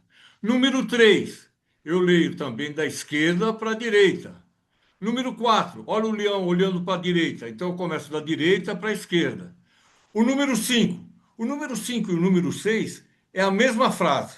Só que a número 5, eu começo a ler da direita para a esquerda e a número 6 da esquerda para a direita. É simples.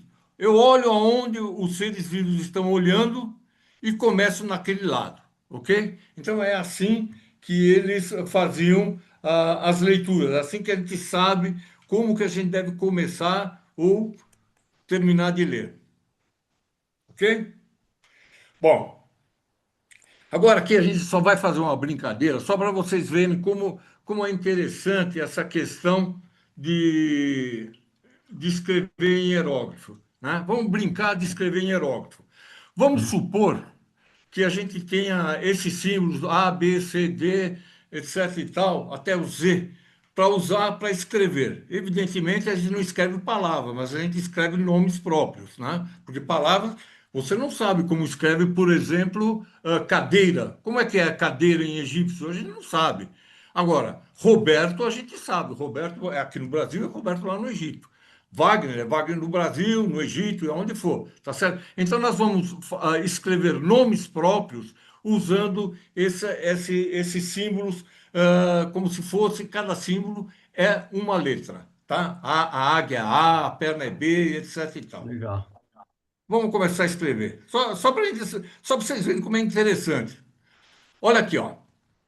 Nesse slide aqui, ah, nesse slide do lado esquerdo, nesse lado esquerdo, nossa figura do lado esquerdo do slide, está escrito o nome André.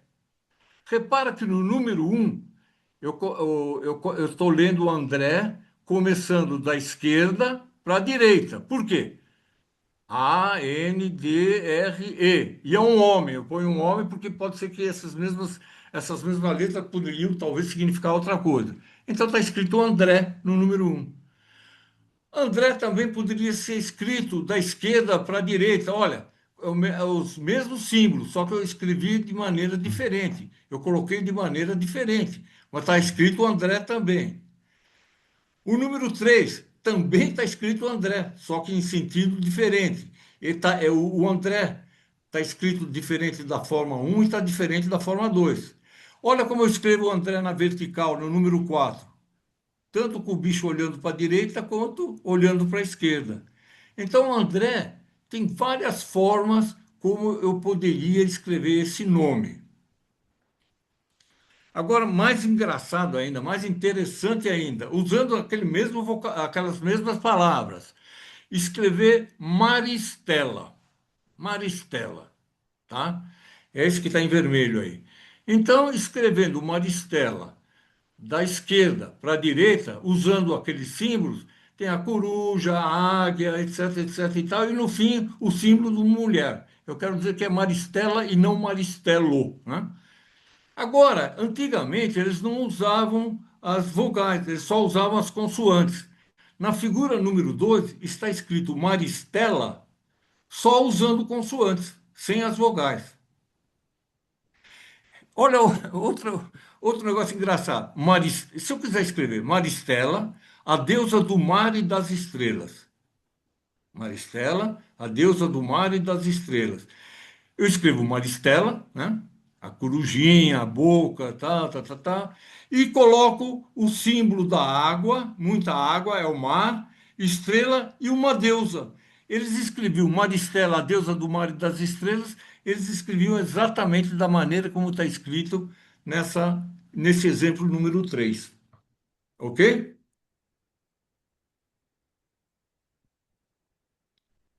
Vamos para o próximo. Olha aqui, ó. Nome de cidade. Santo André. Lembra que nós escrevemos André? Até aqui vinha André, ó. A, a águia, a água, a mão, a boca e o junco, o pedaço do junco. E o símbolo de um santo. Então, Santo André. Mas eu estou falando cidade. Então, esse segundo símbolo aqui representa cidade. Então, eu estou me referindo à cidade de Santo André. Ok? Então, eles escreveriam, se eles fossem escrever Santo André como cidade, eles escreviam exatamente dessa maneira. E se eles fossem escrever aqui no exemplo número 2, Sete Lagoas, em homenagem ao nosso amigo Lagoa aí, sete vezes Lagoa. Eles escreviam Obrigado. eles escreviam exatamente dessa maneira. E colocavam no fim da palavra, eles colocavam essa símbolo de cidade para mostrar que isso aqui, Sete Lagoas, é uma cidade, ok? Olha a outra maneira de escrever, o exemplo número 3 é outra forma de escrever Sete Lagoas. Eles colocavam esses sete símbolos de água e mais cidade. Era uma outra maneira de escrever Sete Lagoas. Agora, só uma observação. Vocês veem que para o pessoal que traduziu os hieróglifos não foi fácil fazer a tradução, tá certo? Não era uma coisa tão simples assim. Bom, deixa eu adiantar aqui porque nós perdemos tempo lá. Olha aqui, ó, outros nomes com determinativos. Determinativo é aquilo que vai no fim, lembra? Olha, tilápia, T-I-L-A, tilápia. E aqui está mostrado tem um determinativo de um peixe que mostra que é a tilápia, certo? Olha, outra maneira de escrever aqui é Ubatuba. Me dá só um minutinho.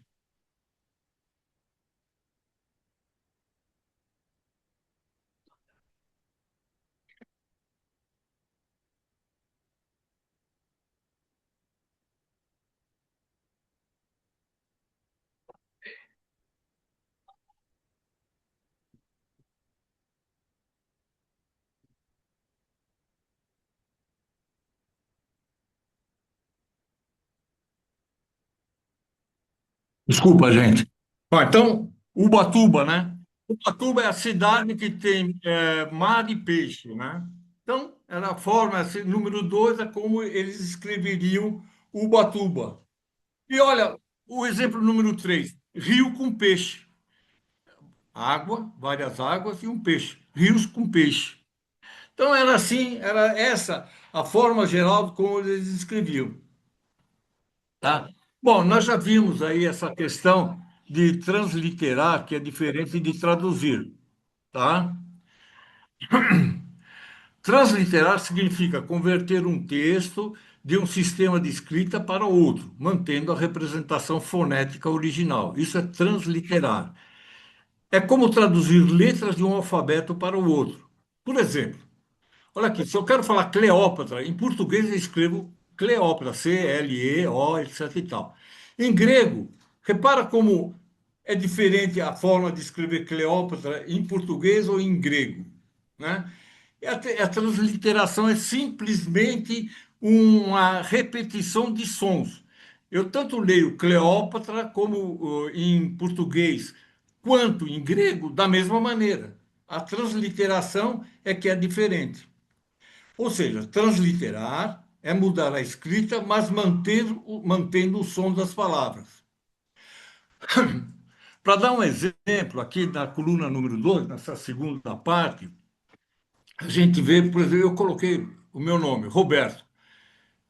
R, né, que é uma boca, B é uma perna, R é uma boca e o T é esse semicírculo aqui. Então, se eu fosse escrever Roberto em egípcio antigo, que não tinha consoantes, perdão, não tinha vogais, eu escreveria da maneira que está escrito em cima. Se eu fosse escrever Roberto, como os egípcios escreviam mais recentemente, já com as vogais, eles escreveriam Roberto dessa maneira. Então, simplesmente, eu translitero a palavra Roberto do português para o egípcio antigo, usando ou não as vogais. Ok? Vamos mais para frente. Bom, para resumir, fazer o resumo da ópera. O resumo da ópera aqui, no caso, é a Ida de Verdi, né? Estamos falando do Egito. A decifração dos egípcios foi um processo lento, comparativo e cheio de tentativas e erros. Ou seja, quando o camarada descobriu aquela pedra de Roseta, pô, aquela foi o começo, mas demorou muito tempo para se chegar realmente a conhecer os hieróglifos como a gente conhece atualmente, né? O ponto de partida foi a pedra de Roseta, mas eles foram estudados muitos hieróglifos em monumentos, foram em muitas escritas demóticas em grego antigo e etc e tal, né?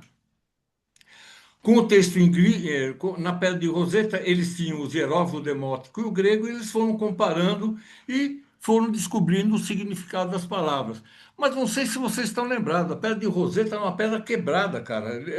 Ela tinha pouca escrita em hieróglifo, estava quebrada a pedra. Só que, como esse texto era uma propaganda do governo, esse mesmo texto foi colocado em várias cidades. Depois eles encontraram, os arqueólogos encontraram o mesmo texto que estava na Pedra de Roseta em vários outros lugares. Então eles foram complementando o entendimento do que estava escrito na tal da Pedra de Roseta. Tá? No começo, né, os egiptólogos decifraram só os símbolos, os sons de alguns hieróglifos. Como foi que eles conseguiram entender o resto? Disfração foi só uma parte do trabalho. Entender o significado foi a parte mais longa e mais difícil, né? Os egiptólogos conseguiram compreender o significado das palavras, principalmente por comparação, contexto e repetição. Então foi assim, eles comparavam um texto com outro de várias coisas, eles viam em que contexto, se estava num templo, certamente era coisa religiosa, se estava sei lá, em outra parte, num palácio, o sentido era outro, enfim. Eles usaram vários métodos para comparar e para descobrir o que estava escrito, né? Na Pedra de Roseta, o grego já era conhecido, então os estudiosos puderam ler o texto em grego e perceber o conteúdo de um decreto, que era o decreto do Ptolomeu V. Isso deu uma ideia geral do assunto. Ou seja, mesmo sem entender todas as palavras egípcias, os estudiosos sabiam sobre do que o texto estava falando, do que se tratava. Isso aqui essa figurinha aí é uma figurinha de como era. Vocês reparam que aquilo que estava em hieróglifo era muito menor do que o texto, que era muito menor a quantidade disponível para a leitura do que estava no demótico ou do que estava no grego, né? A pedra de Roseta, mas é engraçado, como eu disse para vocês antes, a pedra de Roseta, ela foi encontrada lá aquela primeira vez, o pessoal do Napoleão, os generais do Napoleão é que encontrou. Mas o mesmo texto foi encontrado em muitos outros lugares. Ele foi encontrado, por exemplo, no templo de Philae, duas versões inscritas nas paredes do templo. Exatamente o que estava escrito na pedra de Roseta estava escrito nesse templo de Philae. Em Asfines, era uma estela datada do ano de 173 a.C., Neucrates, Elefantina, Nubtar. Ou seja, então o mesmo texto, como eu disse para vocês, ele foi encontrado em vários outros lugares. Só que o Champollion, ele só trabalhou com o primeiro, com o primeiro que foi descoberto. Isso, ou seja, os hieróglifos eles foram sendo conhecidos, traduzidos, saber o que era o significado deles ao longo de muito tempo. Não foi o Champollion. O Champollion deu a chave do que era, que podia ser um som, podia ser uma palavra, podia ser um determinativo. Ele sacou essa, ele teve esse vislumbre. Mas ele realmente, vou dizer, dos hieróglifos, do que se sabe hoje, ele sabia 5%. Ele não sabia realmente a maior parte do significado dos hieróglifos. Ele começou com isso. Por exemplo, no contexto de repetição, o grande quebra-cabeça foi aí que começou, né? As palavras que apareciam sempre perto de um rei provavelmente tinham relação com o governo. Então, eles começaram a desconfiar o que era. Palavras perto de figura de deuses era alguma coisa de religião. Então, eles iam desconfiando do que se tratava e eles iam checando. Realmente era um quebra-cabeça. A repetição permitiu montar um dicionário progressivo. Aquilo que eu falei para vocês também, os determinativos também ajudaram. Os determinativos eram símbolos mudos, aquilo que eu falei para vocês, que diziam, indicavam o significado da palavra. Então, um homem, quando aparecia um homem, né, sabia que a palavra significava alguma coisa referente à pessoa. Um rolo de papiro era algo abstrato, algo administrativo, um sol era algo celestial ou divino. Então, foi assim. Os caras, pô, eles iam desconfiando do que aquilo se tratava e foram checando com outras coisas e foram somando e aos poucos eles foram fazendo uma relação do que significava cada uma das palavras. Mas isso demorou muito tempo. O uso dos determinativos também. Como visto, os egípcios colocavam no fim das palavras ou frases determinativos, né? Aquilo no fim da palavra. Então, quando o determinativo era um homem, a palavra estava relacionada com uma pessoa. Se era um edifício, o determinativo, aquilo que estava antes devia ser alguma coisa referente à casa, a palácio, um rolo de papiro escrito, enfim, e coisas desse gênero. Aqui na segunda coluna, a gente vê vários determinativos. Então, quando aparecia um homem, uma mulher, uma criança, eles sabiam que o que estava escrito antes certamente se referia a alguma coisa de homem, humano, enfim. Quando aparecia uma cobra, assim, essa cobra era um sinal de Deus. Então, aquilo que estava escrito antes referia-se a algo divino. Quando aparecia essa vela, era algo referente a vento, e assim por diante. Então, os determinativos, essas figuras de determinativos, ajudaram muito na interpretação dos hieróglifos, né? Aqui, gente, nessa figura que aparece aqui, então, aquilo que eu falei, né? A comparação entre vários textos, isso ajudou. Esse aqui é uma foto, uma fotografia do caderno, das páginas de um caderno de Champollion. Então, exatamente aqui que eles viam como que o Champollion estudava, como ele comparava uma coisa com outra. Então, ele fazia as comparações aqui nas linhas, e dessas comparações ele desconfiava aquilo que estava escrito. Aí ele ia comparar com outras coisas. Então, foi assim. Então, realmente, no resumo da ópera, os egiptólogos não descobriram tudo de uma só vez. Primeiro vieram os sons, depois os nomes e depois os temas, e só então apareceu o vocabulário, né? O que ajudou muito, textos bilíngues. Também naquela época existiam muito, além da Pedra de Roseta, que estava em 3 formas diferentes, apareciam muitos textos bilíngues, principalmente em cartas do Egito para outros países de fora. Hoje o inglês é a língua que a gente, vamos dizer, é a língua universal, né? Que a gente praticamente fala em inglês. Antigamente era a escrita cuneiforme, que era o inglês de hoje. Então existem muitos textos com hieróglifo em escrita cuneiforme, né? E o pessoal que já tinha descoberto a escrita cuneiforme ajudou a entender o que significavam os tais dos hieroglifos. Repetição de fórmulas, assim por diante. Enfim, teve muito método, muita paciência e muito estudo para se chegar àquilo que se chegou hoje.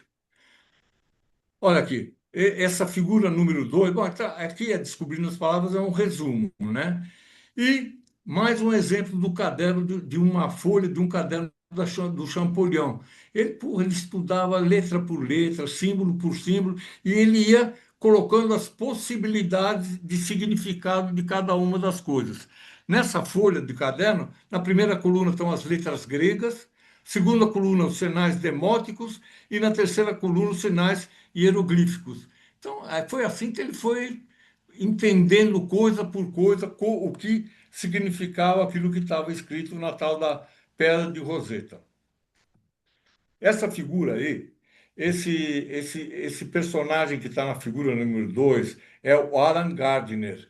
Esse camarada, na minha opinião, foi o cara que mais conheceu, mais estudou a escrita dos hieroglifos. Esse cara, ele escreveu esse livro egípcio, esse livro Egyptian Grammar. Esse livro existe em inglês e em espanhol. Eu tenho ele em inglês. É uma Bíblia. Lá tem tudo, tudo da gramática, com as concordâncias. Realmente, o camarada precisa perder uma vida inteira para estudar isso, para saber a fundo os hieróglifos, né? Como, o que eles significam, como eles são escritos, a maneira da escrita, o significado, etc. e tal. Esse cara era um cara tão bom, ele viveu de 1879 e faleceu em 1963. Nessa figura número 3 que a gente vê aí, a gente vê uma figura do Howard Carter. O Howard Carter, não sei se vocês lembram, foi o cara que descobriu a tumba do Tutancâmon, em 1922. Do lado do Howard Carter, que está com uma seta azul, indicado com uma seta azul, indicado com uma seta, a seta vermelha, está o Alan Gardner. O Howard Carter levou o Gardner para traduzir o que estava escrito dentro da tumba do Tutancâmon, para vocês verem como esse camarada conhecia a língua egípcia. Realmente ele conhecia a fundo. Esse livro dele, Egyptian Grammar, é espetacular. Só que, repito, você para aprender, você tem que dedicar a tua vida a estudar isso aí, porque não é fácil. Mas é muito legal, muito bacana. Finalmente, se alguém está interessado em conhecer hieróglifos, mas domina mais o português, eu coloquei aí, eu coloquei 5 livros, existem mais, mas os 5 principais livros que tratam de hieróglifos, da interpretação de hieróglifos que estão escritos em português, tá certo? Então, para quem tiver interesse, tiver curiosidade, né? Isso aí é bacana, é interessante de conhecer. E finalmente, bom, finalmente isso daí. Isso é lição de casa, pessoal. Então eu vou fazer o seguinte: eu vou deixar isso, Wagner, você coloca isso, por favor, É. e vocês têm até a próxima segunda-feira para traduzir esse texto. Vocês traduzem, está escrito em hieróglifo, como vocês podem ver aí. Até segunda-feira vocês mandam para mim o significado e na apresentação da próxima terça eu passo a nota de cada um. Tá Peraí, legal? fala de novo. Eu Manda acho até segunda-feira o significado do quê? do que está escrito aqui, tá? Hã? Linha por linha, se está escrito da direita para a esquerda, da esquerda para a direita, vocês aqui, ó, vou dar uma dica, está escrito da direita para a Ah, esquerda, aqui. tá? Ah, Agora sim. Essa tá é uma, certo. uma primeira dica. Então, por Tá. favor, me mande a Fica a tradução em lição de português, casa, pode ser né? Tá bom. isso. Pode ser em inglês Ok. também. Se tiver dificuldade de escrever, viu? Se tiver dificuldade de Tá escrever em bom. português, manda em inglês. Não, tá fácil, tá super E, fácil. tá bom. E na terça-feira eu passo a nota. Bom, e Muito uma bom. saudação. Como o pessoal, Valeu. o pessoal A trancos e saudava. barrancos foi ótimo. Ah, desculpa aí, cara. A culpa é tua, Wagner. É, né? Vida, Bom, isso é normal, prosperidade é e normal. saúde. É Pode assim. parar de fazer o compartilhamento aí. Tá bom. Sei lá onde Chama a descompartilha tua aqui. filha aí para te ajudar, já que você não consegue. Pera, como que descompartilha? De share, acho que aqui. É, tem o share, é o one share. Mas não tem unshare aqui, cara. Ele, em geral, estava com o botão verdinho. Agora o meu tá preto. Vermelhinho, pode ser. Vê um vermelhinho aí. Ah, é. Muito Ah, bem, bom, Roberto, legal. bom, pessoal, vocês me desculpem, pô, realmente foi engasgado o negócio aqui. A culpa é do Foi. Wagner. Ele se propôs a passar e ele parou de passar, então a culpa é dele. E Foi eu Normal, isso é resolvi. normal. Tá bom? Já assumo de cara. Bom, Mas foi minha mesmo, porque o meu sistema começou a ficar parado, mas tudo bem. Vamos cara, não, seguir. o meu deu problema aqui É, você sei vai lá, ter no que gastar um sinal. pouco mais aí, mas tudo bem. Mas tudo bem, ó, Olha, desculpa. vamos Foi. lá. Ivan, vamos. Oi, Oi, Ivan, desculpa aí, Ivan. boa noite, Roberto. Obrigado por essa palestra super interessantíssima, muito interessante. Adoro esse tipo de tema. Eu só queria que você fizesse uma comparação, se for possível. Quando eu estive no Japão, me falaram que a língua japonesa ela é composta de ideogramas. Isso. E depois também tem uma parte. Quer dizer, os kanjis é uma linguagem de ideogramas. Ela tem mais outras duas linguagens, o katakana e hiragana, que são fonéticas. Lá o menino começa estudando mais ou menos na mesma idade que a gente aqui, que você falou aí, 6, 7 anos, vai decorar um kanji por dia, que parece fácil, mas não é, porque no primeiro dia é fácil, mas quando você chegar no kanji, no 358, você tem que lembrar os todos para trás. E É aí esse que é o problema, né? me falaram lá que quando ele chegar no colegial, podemos fazer as contas aí, ele vai estar lendo mais ou menos, quando terminar o colegial, 1.800 candis, isso é suficiente para ele estar alfabetizado e conseguir ler um jornal. Se ele for um professor universitário, ele tem que seguir acrescentando candis na bagagem cultural dele. Bom, é mais ou menos uma coisa muito semelhante ao que você apresentou também, não é? Eu queria Ah, ouvir com seus certeza. comentários a respeito disso. Porque, assim, é difícil, mas é cultural e muita gente faz. Tanto que o Japão inteiro, todo mundo é alfabetizado e todo mundo usa essas três linguagens. Por favor, dá Com uma comentada certeza. para mim. Não, com certeza. Lá, como eu disse para vocês, o camarada, para saber o mínimo, para sair um escriba de categoria mais baixa, o cara precisava estudar pelo menos 12 anos. Pelo menos 12 anos. Ele começava com 8 anos, normalmente as crianças, aqueles que pretendiam seguir a carreira para ser escriba, eles começavam com 8 anos e eles escreviam, eles chegavam a ser um escriba de quarta categoria aos 20 anos. Realmente, Putz, inicialmente, eles tinham 700 caracteres, mas eles chegaram a ter, à medida que foi se aperfeiçoando a língua, a forma de se expressar, a linguagem, eles chegaram a ter 1.300 símbolos diferentes. E olha, eu, eu cheguei a estudar um pouco da gramática deles. Pô, eu já não sei gramática em português, para mim sempre foi uma dificuldade. Eu me salvava na redação. Como eu fui de ler muito, então eu me salvava na redação. Eu não sabia quando era com dois S, com C cedilha. Por sorte, eu usava sinônimos porque eu tinha um vocabulário mais ou menos, tá certo? Pô, mas então, o que eu quero dizer, com 23 sílabas é difícil, imagina com 1.300, né? Então, realmente, deve ser mais ou menos os mesmos moldes do Japão, né? Só que no Japão, lá no Egito Antigo, vamos dizer, alfabetizado, vamos chamar assim, alfabetizado no máximo, 2% da população. No Japão, eu acho que chega quase a 100%.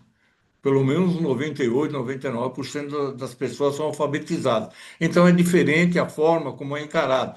Agora, o pessoal que chegava a ser escriba era um camarada especial. Aí o camarada virava sacerdote, etc, etc e tal. Então os escribas eles eram muito bem conceituados no Egito Antigo, tá certo? Mas realmente era uma maneira, e eu tive a oportunidade de ver. Eu tenho, como eu falei para vocês, eu tenho esse livro do Gramática Egípcia, do Alan Gardner. Pô, cara, não é fácil. Eu tinha vontade de aprender, assim, saber bem. Mas na hora que eu vi como é complicado, eu falei, não, eu só vou ter que estudar isso, então. Então eu resolvi conhecer outras coisas, ter uma visão mais ampla do mundo do que só dos hieróglifos, porque realmente, para conhecer isso, você tem que se dedicar exclusivamente a isso, tá? obrigado, Roberto. Obrigado. Parabéns mais uma vez. Obrigado, viu, Ivan? Você sabe, Ivan, Obrigado. é o meu exemplo, né, cara? Você é um cara de cultura universal. O meu não chega, Ah, não que chega. isso, Marco. É isso aí. Tá bom. Mais E alguém eu quero. gostaria de fazer algum comentário? Aqui a Iva está falando que foi muito bom, que aprendeu bastante, né, Iva? Legal. Vai, vamos lá, quero... Rui. O Rui é com a Roberto, mãozinha física. exatamente. Roberto, mas você encontra alguma lógica, assim, pensando nos nossos termos ocidentais, em todo esse alfabeto? Lógica. Existe alguma lógica atrás? Lógica como descartesiana, tá certo? Como nós entendemos lógica. Olha, em termos de lógica, a única coisa que ficava lógica eram os ideogramas. Os ideogramas eram uma questão de lógica, porque quando uma palavra era escrita da mesma maneira, o camarada não sabia se era uma coisa ou se era outra. Aí a lógica ela era traduzida através do ideograma. O ideograma é que dava a lógica, dava o sentido da palavra, mas em si É, não tinha lógica, em si não tinha lógica, né? Pelo menos eu não descobri lógica. Realmente é algo complicado, é algo sim. para ser estudado a fundo, não é fácil para ser estudado, tá? Acho que Mas era é algo muito cedo na interessante. civilização, né? Talvez fosse tosco mesmo a escrita, a fala devia ser também. Acredito que sim. Como é que é, Lagoa? José Eu não Luiz, entendi. você tá no mudo. Você está no Está no mudo, mudo. Zé. Aí, ok. Eh, Bom, Muchas gracias, Roberto. Muy importante, un tema muy complejo, muy tedioso, difícil de seguir. Eh, yo siempre tuve mucho respeto por los lingüistas del Instituto Nacional de Antropología, que han ido haciendo un esfuerzo enorme para tener una traducción, un manejo de las lenguas prehispánicas. Eh, Me gustó mucho la forma en que lo abordaste, que lo trataste. Creo que fue muy enriquecedor. Eh, es, yo siempre recuerdo que los ingleses encontraron la Rosetta, se la llevaron al Museo Británico, y los que hicieron el trabajo serio, complejo y duro fueron los franceses. Cuando Sí. la enemistad científica y intelectual entre franceses e ingleses era tremenda. Eh, Cuando los españoles llegaron a Mesoamérica, estaba la transición de una lengua ideográfica a una lengua fonética. No lograron, no logró trascender. Y es importante recordar que en Egipto hay mucho material para estudiar, para basarse eh, en, en los países de lenguas derivadas del náhuatl. No es así. Los españoles acabaron con mucho del material que podía haber apoyado un estudio de esta naturaleza, y hay que trabajar en en otro camino. En en los primeros 5 años de la conquista,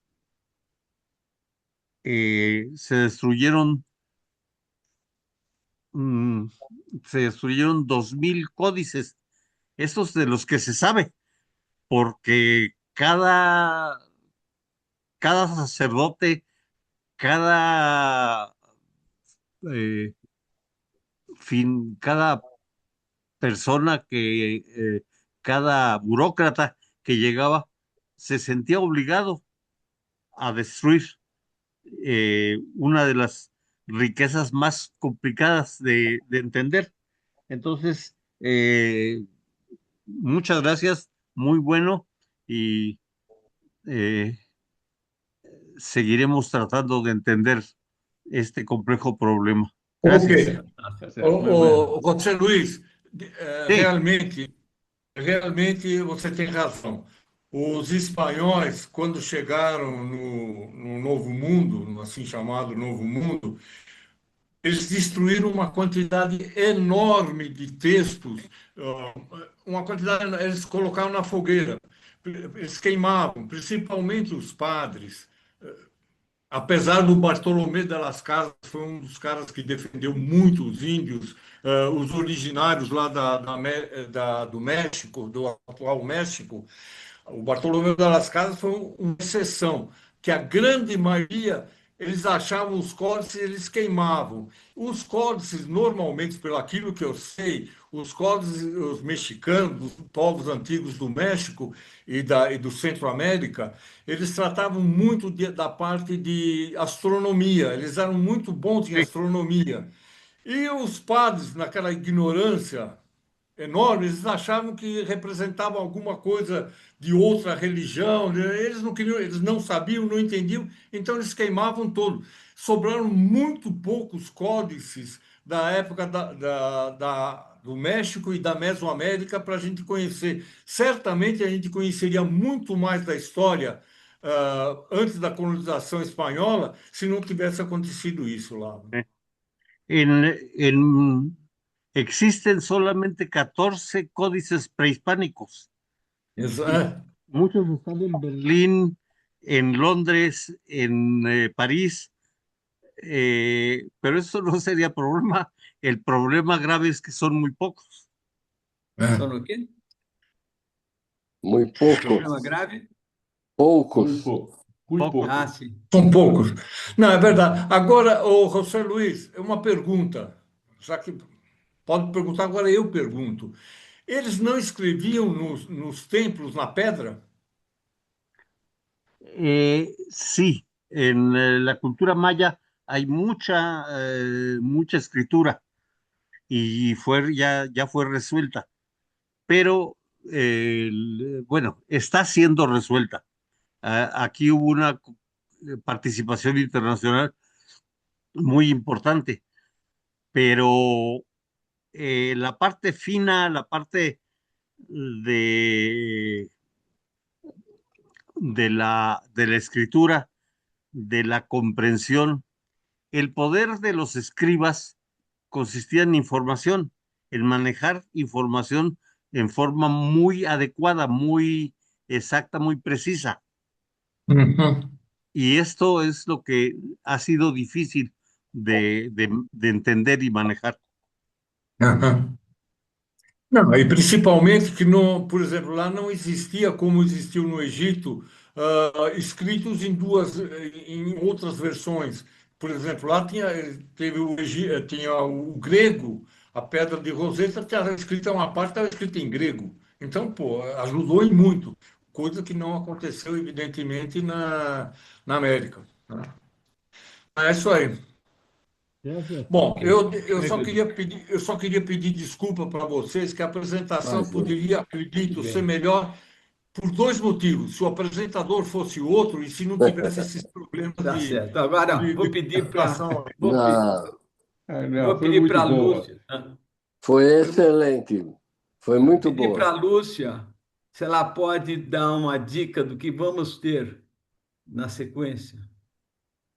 Ah, não, não é com Não, ainda você, não né, é. Lúcia? Lúcia, Lúcia, não repara, o Wagner é É assim mesmo. comigo. Ele não está bem Eu sou hoje. meio atrapalhado, né? Ele, Puxa, deixa eu pegar aqui, peraí, deixa eu ele pegar tá, aqui. ele que tem É que muita falar. coisa ao mesmo tempo, Lúcia, sabe? não repara, Putz. não repara, ele é assim mesmo.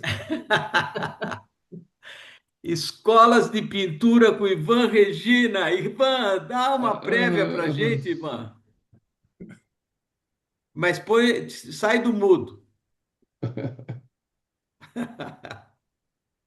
Olha, nós vamos tentar apresentar uma história superficial e sincrética da arte da pintura. Nós vamos pegar as 40 escolas representativas, eu vou começar no pré-renascimento, que é onde poderia começar lá atrás, né? Babilônios, fenícios, sumérios, mas eu vou começar no pré-renascimento para a gente abordar todas as 40 escolas de pintura moderna. Para cada uma eu vou dedicar 2 minutos. Maravilha. Qual que é a ideia ah, que está por trás da apresentação? É que a arte tem que ser entendida primeiro como um todo, porque todas as escolas, elas normalmente vêm como uma forma de reação anterior. A arte trabalha com sístole e diástole. Então, é isso que nós vamos ver na próxima semana. Uma visão superficial das 40 escolas para a gente entender o todo da arte da pintura. espetacular. Tá bom? Ok.